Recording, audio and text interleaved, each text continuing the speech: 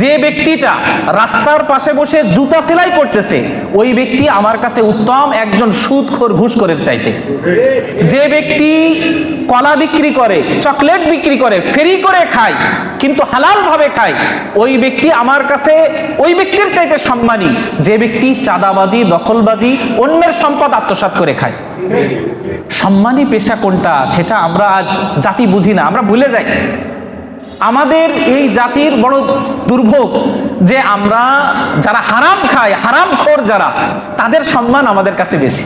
একজন হারামখোরকে আমরা যতটা সম্মান করি, একজন হালাল ভাবে আয় উপার্জন করে, একজন ব্যবসায়ী, একজন বিক্রেতা, একজন দিনমজুর, একজন রিক্সা চালক, আমাদের কাছে তাদের তেমন কোনো সম্মান নেই।